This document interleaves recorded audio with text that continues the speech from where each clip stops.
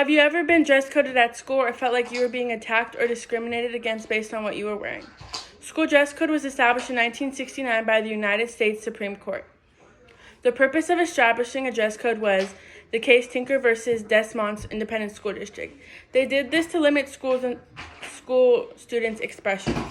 In the article from Fine Law titled School Dress Code, it states, "Today, most states have laws that allow school boards to make dress code rules for students within their district to promote a safe, disciplined working environment, to prevent interference with schoolwork and discipline, and to encourage uniformity of students' dress. For instance, dress codes can prohibit clothing that is vulgar, obscene, and worn in a manner that disrupts school activity and that are generally permitted, whereas dress code that censors students' expression because educators do not like the message is generally not permitted." In another article, First Amendment Encyclopedia, dress codes published by Henry F. Carey, it states, "Dress codes are typically implemented by school districts and employers to promote a learning, safety, and image. Although such regulations face First Amendment challenges by students, parents, and employees, the courts generally support the schools and employers.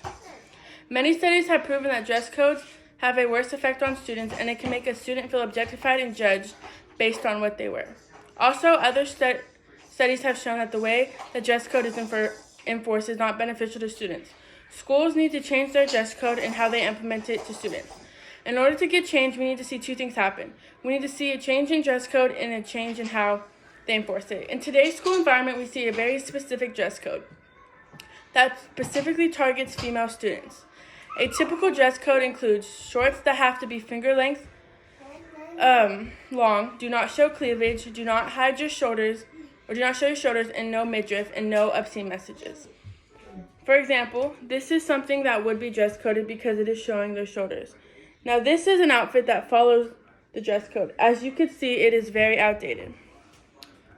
As you can see, this specifically targets female students. School dress codes have been known to use gender language. This is very unfair and shows bias. The reason schools do not allow such things as showing shoulders is because it is distracting to male students. The Brock University says doing this is victim blaming.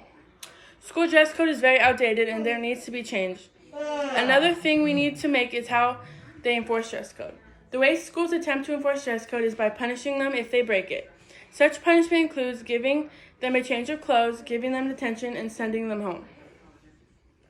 This is very demeaning to students, making them feel like they need to cover up their bodies.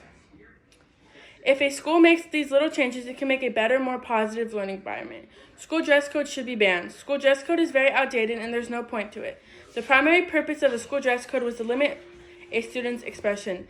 Now that that is encouraged, we should have a dress code ban. Also, dress code follows an outdated style and limits the clothing students can wear. A lot of the clothing that they ban is what is considered trendy. In the future, we can hope that the school boards finally listen to the students. I hope to see a future where the school system changes how they view dress codes. Students will no longer be forced to wear clothes to school that are deemed inappropriate. Also, they can wear what they want without fear of judgment. There are many steps you can do to make change. You can contact your local school district. For Stockton Unified, you can contact Superintendent John Ramirez Jr.